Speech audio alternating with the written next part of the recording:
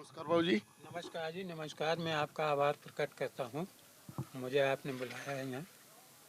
तो बाबू जी आप अभी कहाँ रह रहे हैं? मैं अभी सहारनपुर में रह रहा हूँ। अच्छा, आप जो यहाँ घूमने आए थे? नहीं, घूमने नहीं आए, मेरा बेटा रहता है, उनको कुछ तकलीफ़ हो गई थी तो इसलिए मैं इधर आया था। अच्छा, तो आप किस डिपार्टमेंट से रिटायर्ड हैं?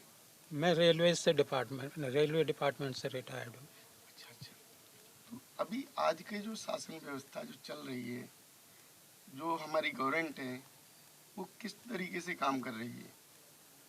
देखिए, गवर्नमेंट को जिस तरीके से काम करना चाहिए वो तो हो नहीं रहा है वास्तव में, क्योंकि ये आज के टाइम में महंगाई इतनी हो गई है कि एक आम आदमी अपने गुजर बसर करने में असक्षम महसूस कर रहा है। वो बहुत परेशानी महसूस कर रहा है। अगर आप देखें तो कोई भी चीज़ लें बहुत महंगी है। यहाँ तक कि जो गरीबों को सिलेंडर गैस के दिए गए थे, वो गैस सिलेंडर आज 1100 रुपये का है। क्या कोई एक गरीब आदमी इसको परचेज़ कर सकता है? नहीं। लेकिन फिर भी सरकार ये नहीं सोचती कि जो हमने सुविधा दी थी उस सुविधा को आगे बरकरार रखने के लिए भी कुछ करना चाहिए, वो नहीं सोचती।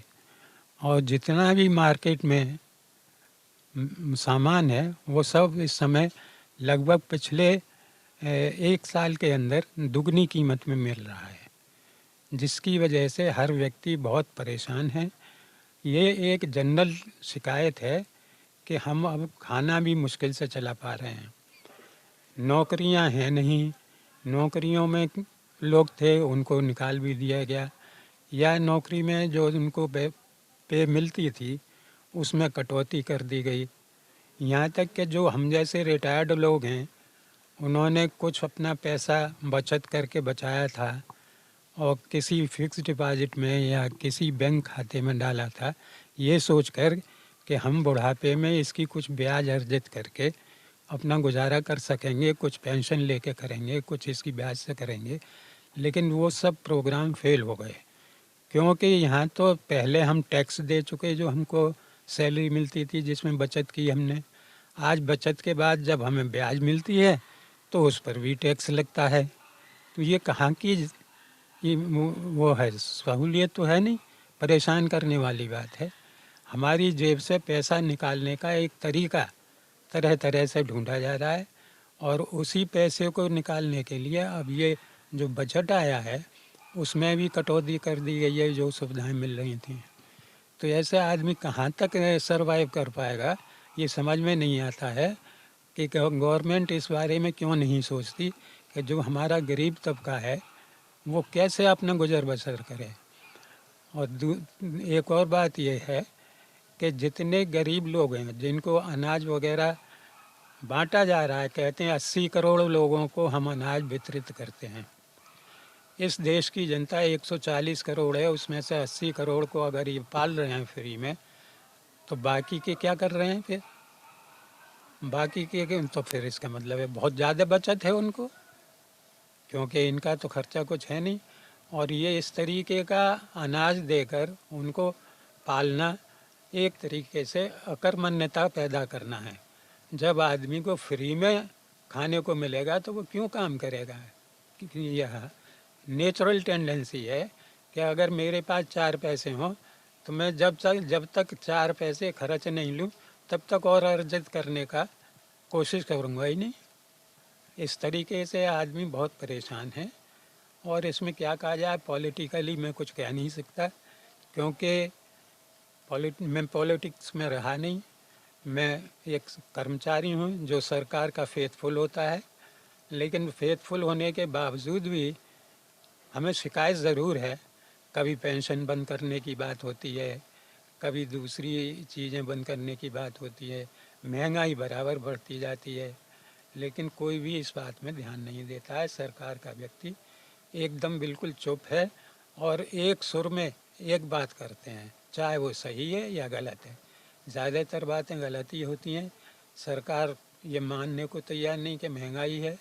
अगर महंगाई माने तो उसके हिसाब से फिर गुजारा भत्ता दे, वो कुछ नहीं है। और मैं इससे ज़्यादा क्या कह सकता हूँ। वो जो बाकी वैसे अनाज तो पहले भी ये फ्री में मिलता था या पैसे से मिलता था, तो गवर्नमेंट पहले भी देती थी। तो अभी गवर्नमेंट ने ऐसा नया क्या कर दिया जो कि ये अपने आप को ज़्यादा उछाल के बताते हैं? वो तो अपनी बात को सभी उछाल के बताते हैं। अगर उछाल कर नहीं बताएं तो अपनी जो है विद्वता कैसे जाहिर करें। उछालने का तो अब हर पॉलिटिशियन कोशिश करता है, अपनी बात को मजबूती से कहने की कोशिश करता है। और पॉलिटिशियन ही नहीं, हर व्यक्ति करता है कि जो मैं कह रहा हूँ वो सच है, बाकी जो कह रहे हैं वो सब झूठ है, बाकी सब करप्शन में लिप्त हैं। एक ईमानदार हम ही हैं, हमारी ही सरकार ईमानदार है, बाकी सब करप्शन में है। जैसा आप आमतौर से देख रहे हैं कि कोई हर नेता जो अपोजिशन के हैं वो किसी न किसी मामले में फंसे हुए हैं। कोई जेल जा रहा है, कोई कुछ हो रहा है, किसी तरीके से परेशान है, कोई सीबीआई से परेशान है, कोई ईडी से परेशान है।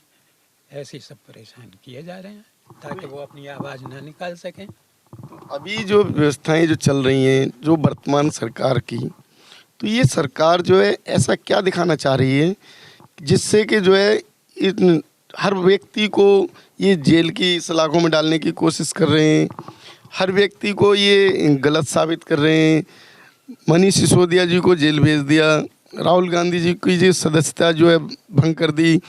तो ऐसा क्या है और ऐसा क्या वजह हो सकती है जिसकी वजह से ये आज के टाइम की व्यवस्थाएं लागू करने के लिए सरकार मजबूर हो गई है?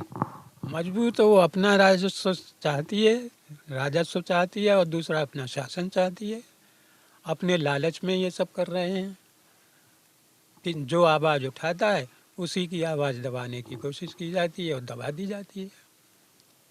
तो पहले ये राशन जो मिलता था राशन की दुकानों से, वो मेरे हिसाब से 40 या 50 रुपए में राशन मिलता था एक परिवार का। अब ये अगर 40-50 रुपए का राशन फ्री में दे रहे हैं, तो 40-50 रुपए का राशन फ्री में दे के जनता से कितनी महंगाई वसूल कर रहे हैं? ये 40-50 रुपए का जो मदद कर भी रहे हैं, उसमें अनाज जो है आप देखें उसकी क्वालिटी क्या है। उसको खा के लोग बीमार भी पड़ रहे हैं और ज़्यादा खर्चा कर रहे हैं, दवाइयों में कर रहे हैं, डॉक्टरों पे कर रहे हैं। तो इसका कोई फ़ायदा तो है नहीं। तो ये इसमें जो फ्री का राशन दे रहे हैं, इस फ्री के राशन में क्या क्या मिलता है?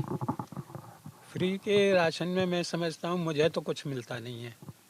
दूसरी बात ये कि जितनी ये सुविधाएं डिक्लेयर करते हैं, तरह तरह की सुविधाएं, तरह तरह की स्कीम कि ये इसमें ये फ़ायदा होगा, इसमें ये फ़ायदा होगा, इसमें आपका इलाज फ्री होगा, इसमें ये वो होगा। मैं तो समझता हूँ मेरे स्तर पर मुझे एक नए पैसे का भी प्रॉफिट सरकार से नहीं है। ये बाबूजी के साथ माँ जी भी सफ़र कर रही हैं, तो माँ जी से भी बात करेंगे। परिवार को चलाने का जो काम वो महिलाओं का ही होता है। तो माँ जी, आप इस विषय में क्या कहना चाहेंगे कि आज के शासन के द्वारा जो व्यवस्थाएं चल रही हैं वो परिवार को चलाने के लिए कैसी हैं? हेलो, नमस्कार जी। मैं ये कहना चाहती हूँ कि पहले जो चीज़ 1 रुपए में मिल जाती थी वो अब 100 रुपए में मिलती है। पहले 5-5 किलो सामान खरीद के लाते थे, अब तो पाव भर के दाम बताते हैं। बाज़ार वाले भी 1 किलो के दाम नहीं बताते, क्योंकि 100 रुपए किलो से कम कोई चीज़ है नहीं और हर चीज़ महंगी है। तो इसलिए परिवार चलाने में बहुत दिक्कत आ रही है। हम तो बुजुर्ग हैं, पर जिनके बच्चे पढ़ने वाले हैं, स्कूलों में भी लूट है और मार्केट में भी लूट है। उनकी सैलरी पे भी टैक्स तरह तरह के लगाए जा रहे हैं। तो एक बड़ी मुश्किल से अपनी गृहस्थी चलाई जा रही है। तो माँ जी, आज के टाइम अगर गृहस्थी महंगी है तो गृहस्थी को ठीक करने के क्या तरीके हो सकते हैं? गृहस्थी को ठीक करने के तरीके कितनी भी वो करी जाए, बचत की जाए, किसी तरह से भी की जाए, पर गृहस्थी लड़खड़ाते हुए ही चल रही है, क्योंकि चीज़ें बहुत महंगी हैं।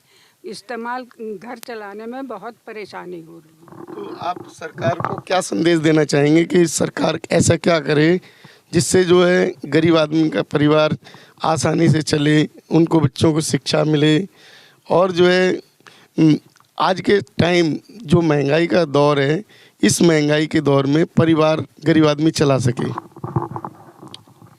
अब सरकार से तो यही कहना है कि वे स्कूलों में बच्चों की फीस कम करें, एजुकेशन सस्ती करें। आज नर्सरी के बच्चे को एक कॉलेज स्टूडेंट से अधिक खर्चा करना पड़ता है और बहुत परेशानी होती है कि कैसे वो अपनी सीमित आय में अपने परिवार के सामाजिक स्तर को समान रख सके। दिन रात मेहनत करने पर भी वो नहीं चला पाता और इसी के कारण आजकल यंग बच्चों में हार्ट अटैक हो रहा है, बीमारी हो रही है और वो परेशान हो रहे हैं।